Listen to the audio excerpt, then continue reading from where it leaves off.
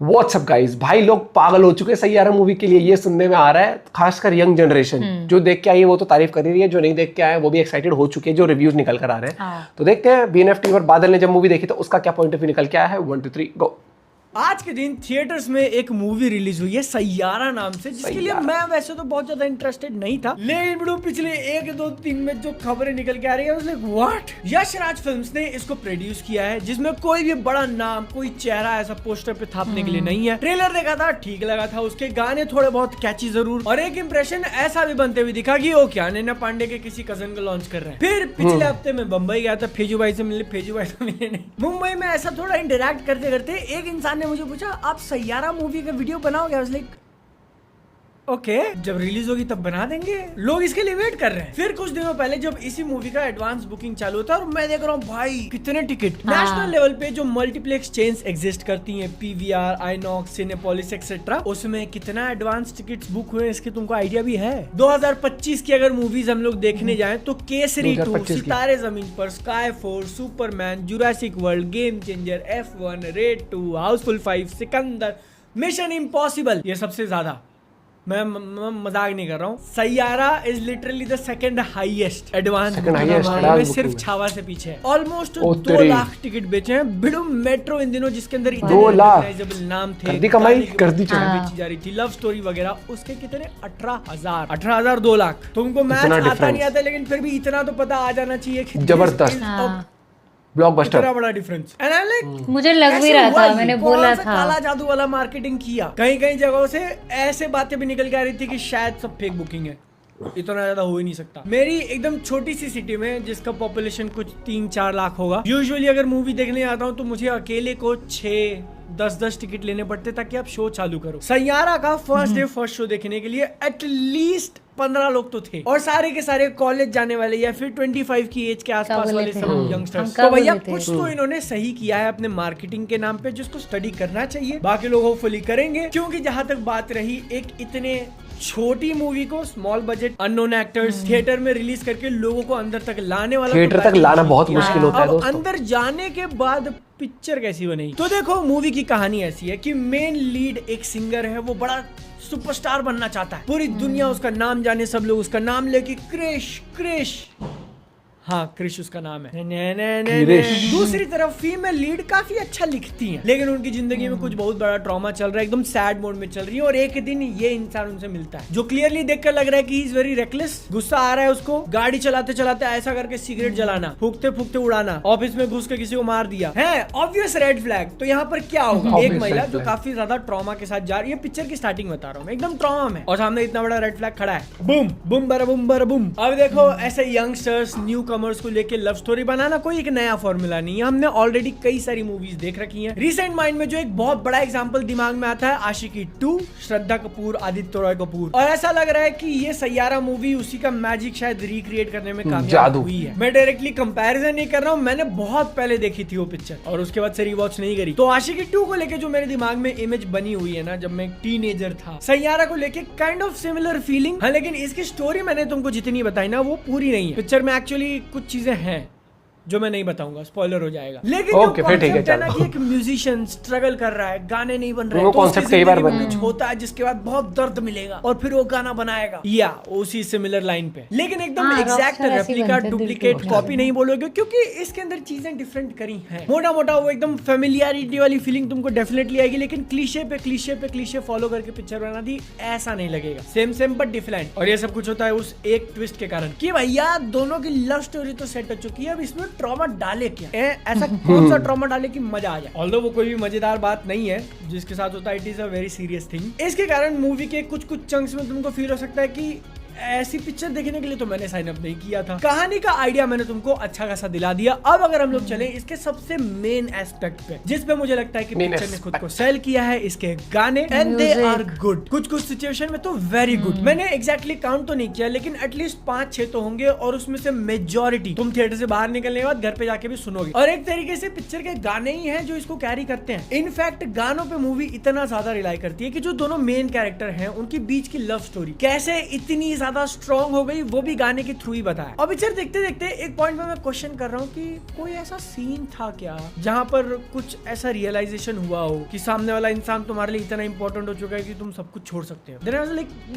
नहीं, शायद उसको भी गाने के बीच में निकाल दिया। तो मतलब तुम समझ रहे हो कि गाने के ऊपर कितना हेविली रिलाई करती है। एंड थैंक गॉड कि वो अच्छे हैं, इसीलिए पिक्चर चल गई, जिसमें सरप्राइज भी नहीं होना चाहिए क्योंकि मूवी के डायरेक्टर हैं मोहित सूरी। मैंने थोड़ी देर पहले जो आशिकी 2 का नाम लिया ना, उसी के डायरेक्टर। आशिकी 2 भी इन्होंने बनाई थी, एक विलन भी इन्होंने बनाई थी, हमारी अधूरी कहानी, हाफ गर्लफ्रेंड, मलंग तोड़ दे पलंग। दूसरी चीज जो आई फील कि टीनेजर्स के साथ थोड़ी स्टक कर चुकी है और इसलिए मूवी को इतना डिमांड लग रहा है कि इसके जो दोनों मेन एक्टर्स हैं उनके बारे में बहुत ज्यादा नहीं पता है। तो एक मिस्ट्री वाली चीज। मेन लीड जैसा मैंने बताया कि अनन्या पांडे के कजन लगते हैं। एंड एक्चुअली कंसीडरिंग कि शायद ये तुम्हारी लिटरली पहली मूवी है, रफ अराउंड दी एजेस वाली चीज की तुम नोटिस कर सकते हो। ये तुम्हारा पहला काम है कि मतलब एक्टिंग कर तो रहे हो बट हाँ अभी नए नए हो। स्टिल बेटर देन जो कुछ एक लॉट अभी रिसेंट टाइम में इंट्रोड्यूस हुआ है, मैं नाम नहीं लूंगा लेकिन तुम साइन समझ जाओ, उससे तो बेटर। लेकिन एक्चुअली सबसे बड़ा सरप्राइज मुझे पिक्चर से मिलता है इसकी फीमेल लीड अनीत पड्डा। उनका काम देखकर नहीं लगता कि ये अभी आप नए नए हो। बहुत सरप्राइजिंग, बहुत बढ़िया। बस एक फन फैक्ट बताना चाहूंगा जो मैंने नोटिस किया कि काफी सारे एंगल्स में ऐसा लग रहा था कि Aditi Rao Hydari but younger version. फिर मैंने सोचा ये कैसे हो सकता है क्योंकि अदिति राव हैदरी खुद ही एक यंगर वर्जन है, बट इट्स ट्रू। छोटे छोटे क्वर्क्स मैंने नोटिस किया कि कई बार डायलॉग बोलना और लिप सिंगिंग मैच नहीं हो रही, गाने के साथ मैच नहीं हो रही। डायरेक्टर ने थोड़ा एम्बिशियस होकर शॉर्ट्स को लंबा खींच दिया तो वहां पर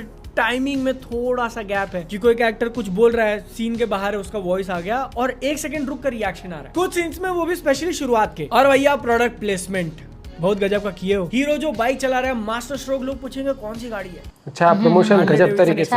लेकिन अगर तुम लेने का प्लान कर रहे हो तो सेम प्लेटफॉर्म पे हीरो की भी है क्योंकि दोनों ने पार्टनरशिप में बनाई है। अपने को कैसे पता, सपना है किसी दिन लेने का, नहीं ये नहीं, इससे अच्छी वाली। लेकिन यही प्रोडक्ट प्लेसमेंट, सोनाटा की घड़ी वगैरह नोटिस करते करते मैं देख रहा हूँ कि एक सेकंड, लड़की की फैमिली मुंबई में रहती है, उसका घर अंदर से तो काफी अच्छा लग रहा है, बढ़िया फ्लैट में, लेकिन तुम चला रहे हो Tata punch. How does that make sense? खिड़की किनारे जो बैठने के लिए पता नहीं उसको क्या बोलते हैं, जिसमें कोई आर्म रेस्ट वगैरह नहीं रहता, सिर्फ सीट होती है, वो देखकर औकात के बाहर लग रही थी। और अब जब रैंट वाले मोड पे निकल चुका हूँ तो एक और छोटी चीज बोलूं, सेंसर बोर्ड ने इसको पास कैसे किया?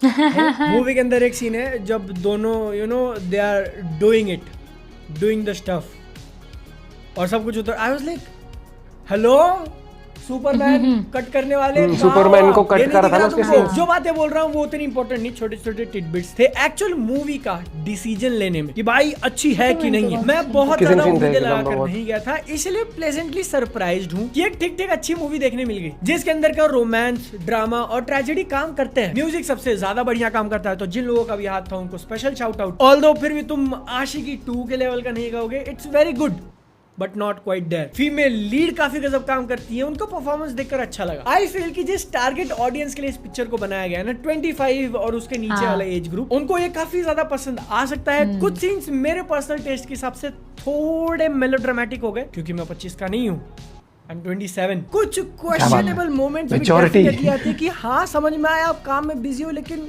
ऐसे भेज दोगे हैं? थोड़े बहुत साइड कैरेक्टर्स लेकिन हाँ मैंने आहान पांडे एक बात मेंशन नहीं करी कि उनकी एक्टिंग ठीक ठीक थी लेकिन बॉडी लैंग्वेज काफी बढ़िया। वो ऐसा होके चलने वाले कुछ शॉट्स को अगर हम लोग इग्नोर करें तो यह है मोटा मोटा हिसाब। अगर तुम इस मूवी के अंदर पहले से इंटरेस्टेड थे क्योंकि इसकी मार्केटिंग काम कर गई तो इसको एक ट्राई दे सकते हो। एकदम मास्टरपीस लेवल की मूवी देखने मिलेगी ऐसा मत सोच के जाना। There is still a possibility कि ये पिक्चर तुमको काफी अच्छे लेवल पे कनेक्ट करे और इमोशनल फील करवा दे। मेरे लिए overall it was a good time, तो इसलिए मैं गो फॉर इट कहना चाहूंगा। लेकिन अगर तुमको पहले से पता है कि तुम क्या देखने जा रहे हो तो इसलिए इसका ट्रेलर एक बार चेक कर लेना। वीडियो अच्छी लगी हो लाइक कर देना, अपनी सेहत का ध्यान रखो। मैं अगली बार हमने ट्रेलर पहले ही चेक कर लिया, रिएक्ट कर दिया था और हमें पसंद आया था। हमने ये भी कहा था कि आशिकी 2 काइंड ऑफ वाइब भी है, रॉकस्टार टाइप भी है, लोग रॉकस्टार टाइप भी कह रहे हैं। और एज ग्रुप के लिए मैंने बोला था कि ये और देखो सिमिलर स्टोरी हो सकती है लेकिन लव स्टोरी ऐसी चीज होती है कि जैसे लोग इंटरेस्टेड रहते हैं। भाई देखो नॉर्मली लड़का लड़की की लव स्टोरी क्या होती है, मिले थे, प्यार हो गया, फिर घूमने गए, डेट पे गए, फिर लड़ाई भी हो गई, यही होती है सबकी लव स्टोरी। लेकिन सबको दूसरे की लव स्टोरी क्या थी उसमें इंटरेस्ट होता है। तो मूवी में भी दूसरे की लव स्टोरी देखने को मिलेगी आपको कि जैसे रॉकस्टार में अलग टाइप से लव स्टोरी सेम ही होती है लेकिन थोड़ा अलग अलग तरीके से मिलना, थोड़ा अलग मिलना, फिर नोक झोंक होना, फिर वो बिछड़ जाना, फिर वो वापस कम बैक होना, फिर मिलना, चाहे आशिकी 2 हो चाहे रॉकस्टार। लेकिन बात ये आती है अगर मूवी का ट्रेलर और एक्टर्स आपको कनेक्ट फील कराएं, कैरेक्टर्स की केमिस्ट्री आपको बढ़िया लगे तो आपको मजा आता है कि हाँ यार इनकी लव स्टोरी की जर्नी देखनी है, चाहे वो फिक्शनल हो चाहे कैसे भी हो, लेकिन आप इंजॉय करते हो। हम भी देख के आएंगे, इस पर प्रॉपर एक ब्लॉग भी शूट करेंगे और ओहो क्या होता है इसके अंदर? प्रॉपर व्लॉग शूट कर। टोंट तो ऐसे प्रॉपर क्या वो लेके जाएगा वहाँ पे? प्रॉपर ब्लॉग क्या होता है? क्या डीएसएलआर वगैरह सब ब्लॉग लेके क्या होता है? जाएगा? क्यों डीएसएलआर से बनता है प्रॉपर ब्लॉग? व्लॉग शूट करेंगे ये होता है नहीं, प्रॉपर व्लॉग क्या होता है? व्लॉग प्रॉपर ही होता है। प्रिंस vlog प्रिंसेस वाली बनाएंगे। लव स्टोरी वाला हमारा टाइम चला गया दोस्तों। हम 2016 में मिले थे, ठीक है? तो अब आप देख लो 10 साल बाद, Nobody is interested. 10 साल बाद क्या हाल हो आप जाता कब मिले है। थे, अब क्यों लव स्टोरी मिले की थे? पिक्चर की बात करें तो नोक झोंक हो रही है भैया, ये देख लो। फिर भी देखने जाऊंगा मैं देखने के लिए। Very good. तू भी जाएगी? जाऊंगी और क्या देख खेल लिया, जाएगा। दूसरों की लव स्टोरी में इंटरेस्टेड है मुझसे लड़ ले लेकिन मूवी सच में अच्छी बनाई है, ट्रेलर भी अच्छा बनाया था, तो मजा आएगा देखने में। अगर रिव्यूअर्स ही तारीफ कर रहे हैं, जो निचोड़ देते कई बार पिक्चर की ऐसे कर देते ना कि भैया ना ये कमी थी या ये कमी थी, ओवरऑल अगर मैं बात करूँ गो फॉर इट। ट्रेलर से ही मुझे वाइब आ गई थी। मिलते हैं वीडियो के साथ। आपने अगर देखी है तो जरूर बताना कैसी लगी। Bye, take care.